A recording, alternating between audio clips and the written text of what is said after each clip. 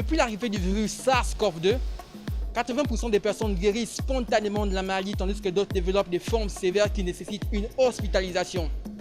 Et puis concernées sont généralement les personnes séniles. Toutefois, le 3/4 de ces personnes sont aussi touchées par des comorbidités. Comme vous l'avez pu le constater, chers téléspectateurs, la thématique de cette semaine, ce sont les comorbidités. Sur ce, allons-y rejoindre notre guide Pierre Essonneau.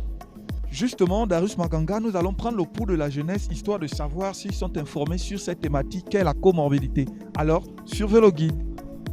Le diabète, par exemple, vous avez le diabète, vous avez l'hypertension, vous avez à la limite aussi, vous avez peut-être la tuberculose aussi peut être une maladie opportuniste. Le fait qu'elle affaiblit facilement l'organisme. Il y a la toux, il y a la fièvre, et surtout les personnes diabétiques. Je sais que la maladie existe et qu'on doit se protéger. C'est très important pour nous. Voilà. Chers téléspectateurs, après avoir recueilli ces avis assez divergents, je vous invite à me suivre rencontrer le spécialiste.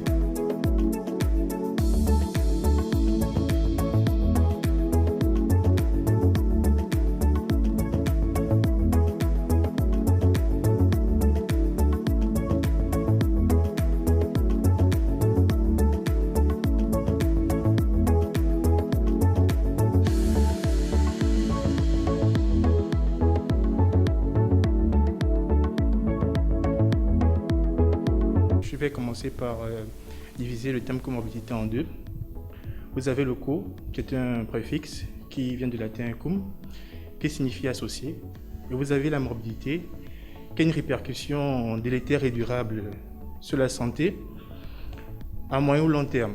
Donc, de cette définition, vous pourrez comprendre qu'on ne peut parler de comorbidité sans associer une pathologie existante. Donc, s'il faut donner une définition globale de la comorbidité, je dirais que la comorbidité est la présence d'une infection et ou un trouble aigu ou chronique associé à une pathologie déjà existante à la base.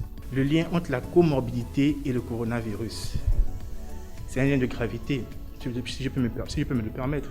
Tous les patients présentant des comorbidités sont des patients susceptibles de faire des formes graves ou potentiellement mortelles d'infection à la Covid-19. Pour ce faire, les chiffres dans le monde et dans d'autres pays en parlent. La majorité des patients décédés ou qui se trouvent en salle de réanimation sont des patients porteurs de comorbidités. Il va donc falloir à ces patients une surveillance accrue et une prise en charge adéquate.